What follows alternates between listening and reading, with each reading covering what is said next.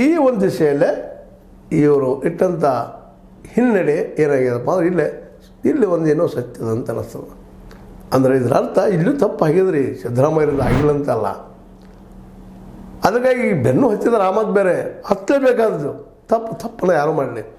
ಆದರೆ ಇದರಲ್ಲಿ ಇಡೀ ಬಂದಿದ್ದು ತಪ್ಪಿತ್ತು, ಇಡೀದ ಅವಶ್ಯಕತೆ ಇರಲಿಲ್ಲ ಬರೋದು.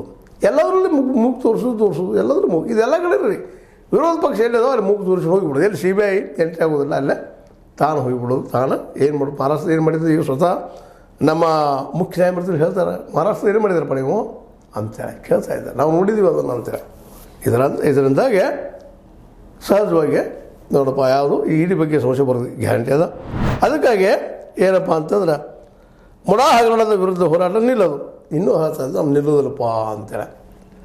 ಇವೆಲ್ಲ ನೆಲೆಗಟ್ಟಿನಲ್ಲೇ ಇವತ್ತೇನು ನಮ್ಮ ಸಿದ್ದರಾಮಯ್ಯ ದೊಡ್ಡವ್ರು ಮಾತುಗಳು ಕೊಡಬೋದಿಲ್ಲ ಅಂತಲ್ಲ, ಈಗ ತಪ್ಪಿಸ್ಕೊಂಡಿದ್ದಾರೆ ಅವರು, ಕುರಿಕೆಂದು ಹೊರಗೆ ಬಂದಿದ್ದಾರೆ. ಆದರೆ ಇನ್ನೂ ಮುಗಿತಂತಲ್ಲ ಇದು. BJPಗಿಂತ ಇನ್ನೂ ಕೆಲವು ಜನ ಇದ್ದಾರೆ ಹೋರಾಟಗಾರರು, ಅವರು ಇದನ್ನು ಬಿಡೋದೂ ಇಲ್ಲ ಅಂತೇಳಿ ಈಗಾಗಲೇ ಡಿಸೈಡ್ ಮಾಡಿದಂಥದ್ದು.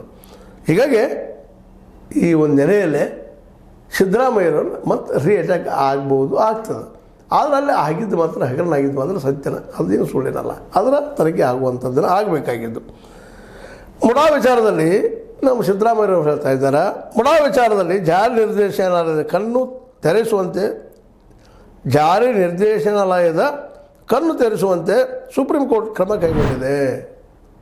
ಈಗ ಸುಪ್ರೀಂ ಕೋರ್ಟ್